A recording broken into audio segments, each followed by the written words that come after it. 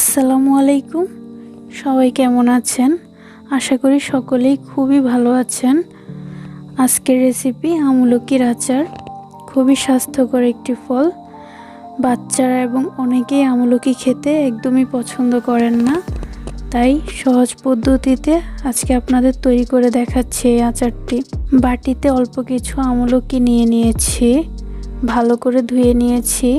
আমি বড় জাতের আমলকি নিয়েছি, আপনারা চাইলে যে কোনো জাতের আমলকি নিতে পারেন, আপনারা আরও বেশি বানাতে পারেন। আমি এখানে যে পরিমাণে আমলকি নিয়েছি আচারটা হয়তো দুজনে খেতে পারবেন। এবার আমলকিগুলো সেদ্ধ করে নিব প্রায় 10 মিনিট। পানি গরম হয়ে গেছে, আমলকি দিয়ে দিচ্ছি। এবার ঢাকনাটা দিয়ে দিব, প্রায় 10 মিনিট সেদ্ধ করে নিব। ফিরে আসছি 10 মিনিট পর। সেদ্ধ হয়ে গেছে, আমি দেখিয়ে দিচ্ছি একটা কাঁটা চামচ দিয়ে। দেখুন কতটা ইজিলি খুলে আসছে। আমলকি সেদ্ধ করার পর এভাবে খুলে আসে। বাটিতে নিয়ে নিয়েছি। আমলকি সেদ্ধ করার পর এমন খুলে খুলে আসবে। 10 মিনিটের বেশি সেদ্ধ করার প্রয়োজন নেই। অন্য একটা বাটি নিয়ে নিচ্ছি। একটা আমলকি নিয়ে নিয়েছি, আপনাদের দেখিয়ে দিচ্ছি। এভাবে ছেঁচুনি দিয়ে থেতলিয়ে নেবেন বা ম্যাশ করে নেবেন। আপনারা চাইলে পাটায়ও করে নিতে পারেন, ডালঘুটুনি দিয়েও করতে পারবেন, কোনো সমস্যা নেই। এভাবে আমি সবগুলো করে নিচ্ছি।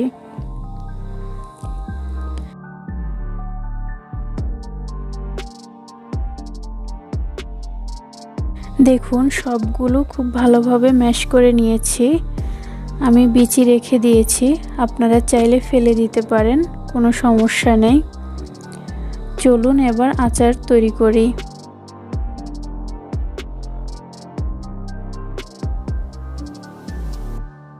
কড়াইতে দিয়ে দিচ্ছি 1 কাপ সরিষার তেল।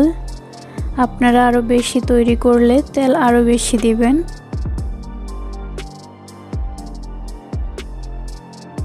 তেল গরম হলে দিয়ে দিচ্ছি 2টো তেজপাতা, 2টো দারচিনি, 2টো এলাচ এবং 2টো শুকনো মরিচ। আর দিয়ে দিচ্ছি 1/2 টেবিল গোটা জিরা এবং গোটা 5 ফোড়ন মশলা।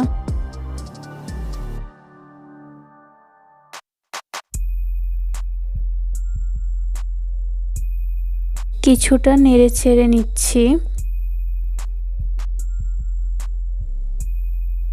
গ্রান বেরিয়ে আসলে দিয়ে দিচ্ছি 3 টেবিল চামচ সরিষা এবং রসুন পেস্ট। আমি সরিষা এবং রসুন একসাথে পেস্ট করে নিয়েছি ভিনেগার দিয়ে। আপনারা আলাদা আলাদাও পেস্ট করে নিতে পারেন, কোনো সমস্যা নেই। খুব ভালোভাবে এবার নেড়েচেড়ে কষিয়ে নিচ্ছি মশলাগুলো সবগুলো। সরিষা রসুন আমি ভিনেগার দিয়ে পেস্ট করার কারণ আচারে পানি ব্যবহার করব না। আচারে পানি ব্যবহার না করলে বেশি দিন সংরক্ষণ করে রাখা যায়। মশলা কষানো শেষ, গ্রান বেরিয়ে আসলে দিয়ে দিচ্ছি ম্যাশ করা আমলকি। একটু নেড়েচেড়ে ভালোভাবে সব মিশিয়ে নিচ্ছি।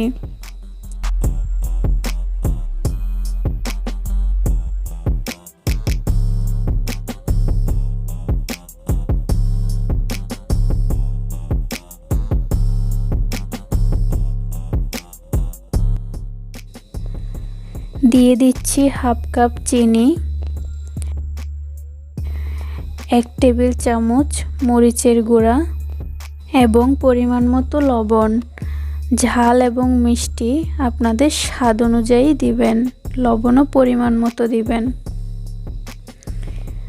এবার ভালোভাবে নেড়েচেড়ে সব একসাথে মিশিয়ে নিব। চিনিটা গলে আসলে আচারটা একটু নরম হয়ে আসবে। আচারটা শুকানো পর্যন্ত এভাবে 10 মিনিট নেড়েচেড়ে রান্না করে নেব। আস্তে আস্তে আচারের কালারটা চেঞ্জ হয়ে আসবে। প্রায় 10 মিনিট রান্না করে নিয়েছি। দেখুন আচারের কালারটা অনেক চেঞ্জ হয়ে এসেছে। শেষে দিয়ে দিচ্ছি 1 টেবিল চামচ জিরা এবং 5 ফোড়ন গুঁড়া আমি তেলে গুঁড়ো করে নিয়েছি। চাইলে শেষে কিছুটা বিট লবণ ব্যবহার করতে পারেন, আমি ব্যবহার করতে ভুলে গেছি।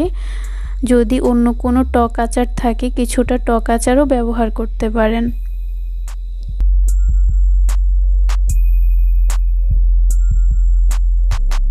বাটিতে নিয়ে নিলাম। দেখুন কত সহজে তৈরি হয়ে গেল স্বাস্থ্যকর মজাদার আচার।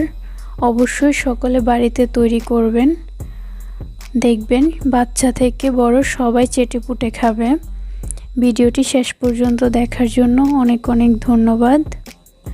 আমার ভিডিও সবার আগে পেতে চাইলে পাশের বেল আইকনটি অবশ্যই অন করে দিবেন। সাবস্ক্রাইব করতে ভুলবেন না। নেক্সট কোন ভিডিওটি পেতে চান কমেন্ট বক্সে অবশ্যই জানাবেন। আজকের মতো বিদায় নিচ্ছি। আল্লাহ হাফেজ।